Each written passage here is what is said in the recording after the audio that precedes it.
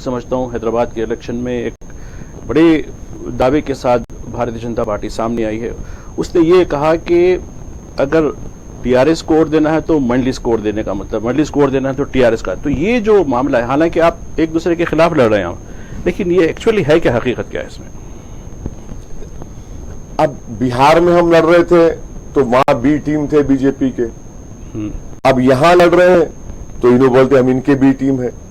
تو میرا حال تو ایسا ہے کہ پھنس گئے رضیہ گنڈوں میں کہ تینوں گھیر لیے میرے کو، اور میں ان تمام کے گھیرے میں ہوں، مگر اس کے باوجود بھی مجھے اپنی رب کی ذات پر توکل پر پورا بھروسہ ہے، اور عوام کی محبت اور دعائیں میرے ساتھ ہیں. یہ لوگ جس طرح سے جو طوفان میرے طرف پھرانا چاہ رہے پھرانا کی کوشش کر لیجئے، میں اس کا کچھ ہونے والا نہیں ہے. انشاءاللہ تعالی مجھے اللہ کی ذات پر اٹوٹ بھروسہ تھا، ہے اور رہے گا، اور حیدرآباد کی عوام پر، ان کی محبت پر، ان کی دعاؤں پر یقیناً وہ یہ دیکھ رہے ہیں اور وہ جواب دیں گے، وہ برابر جواب دیں گے.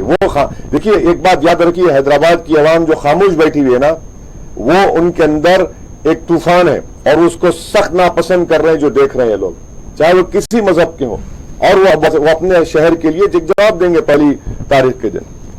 دیکھیے آپ طوفان کی بات کر رہے تھے، لیکن میں اکثر دیکھ رہا ہوں کچھ سالوں سے، ایک دو ڈیکیڈ سے، کہ الیکشن کے دن طوفان کچھ دکھتا ہی نہیں.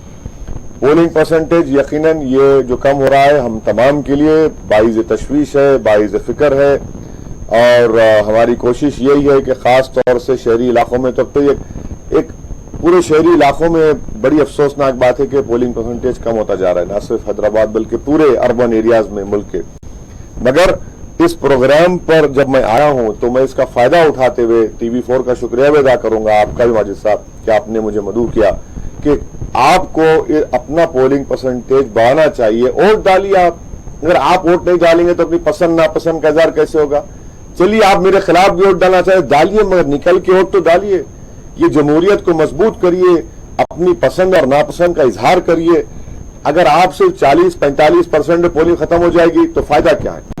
کم سے کم 70-80% پولنگ ہونی چاہیے. اور خاص طور سے اب تو مدعا حیدرآباد اور بھاگی نگر کا ہے، یہ تو آپ کے شہر کا معاملہ ہے، اس کو آپ کو بچانا ہے، شہر کی ترقی کو، خوبصورتی کو، اور آپ کی قیادت کو مضبوط بنانا ہے، یہاں کے گنگا جمنی تہذیب کو، یہاں کے شہر کے امن کو مضبوط بنانا ہے. یہ تمام مدعے ہیں. میں امید کرتا ہوں کہ یہ پروگرام دیکھنے والے پہلی تاریخ کے دن صبح نکل کر اپنے ووٹ کا استعمال کریں گے، اور مجلس کا جو امیدوار ہے، پتنگ کا نشان ہے، اس پر مہر لگائیں گے. تو خیر صحیح بات ہے کہ جب تک ہم پوری طریقے سے پارٹیسپیٹ نہیں ہوتے، ڈیموکریسی کا صحیح رزلٹ ہم کو نہیں مل پاتا.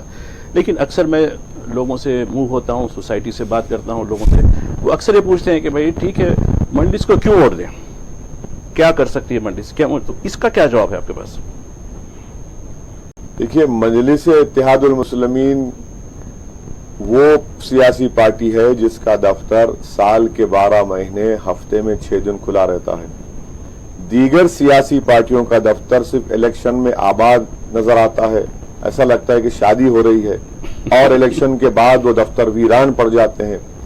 یہاں پر یہ ہمیشہ دفتر آباد رہتا ہے. اراکین پارلیمان، اراکین اسمبلی، اراکین بلدیہ، صدر و معتمدین دارالسلام میں بیٹھے رہتے ہیں کہ جو آئے ان کا کام کرے. مجلس کے اراکین بلدیہ، اراکین اسمبلی علاقوں میں دورہ کرتے ہیں، عوام سے ملاقات کرتے ہیں. مجلس کو ووٹ ان چیزوں کے لیے بھی دینا. اور ساتھ ہی ساتھ جب لاک ڈاؤن ہوا، مجلس کی طرف سے جو ریلیف بانٹی گئی، کون سی سیاسی پارٹی بتائیے آپ، کوئی ایک پولیٹیکل پارٹی کا نام بتائیے حیدرآباد میں جس نے لاک ڈاؤن کے دوران میں ہمارے اراکین ایک خطرہ لیے.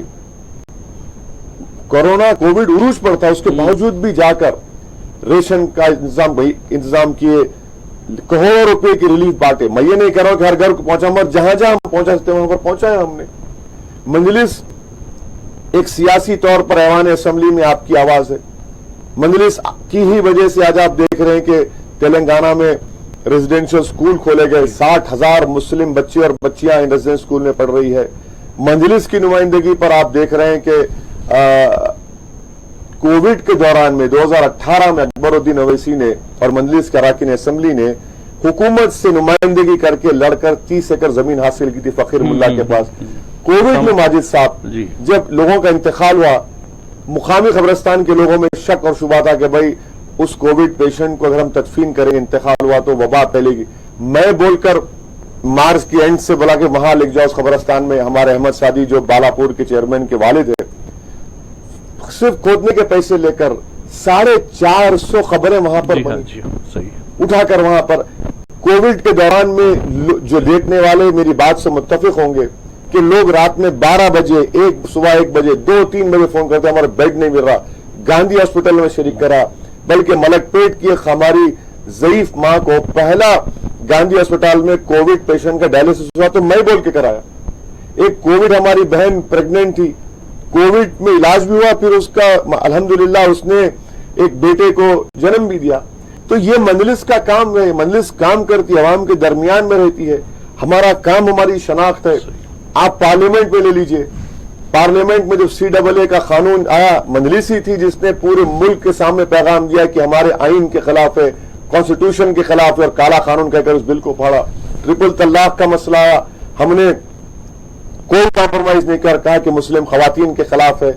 ऐवान असेंबली में मजलिस के MLAs की कारकर्दगी आपके सामने, हुकूमत से चुपते हैं, सवालात पूछते हैं हैदराबाद की तरक्की के लिए, तेलंगाना की तरक्की के लिए, तो बेबाक तरीके से मजलिस नुमाइंदगी करती आ रही है। तो इसलिए ये आपकी जमात है, ये आपकी आवाज है जिसको आपके हमारे बुजुर्ग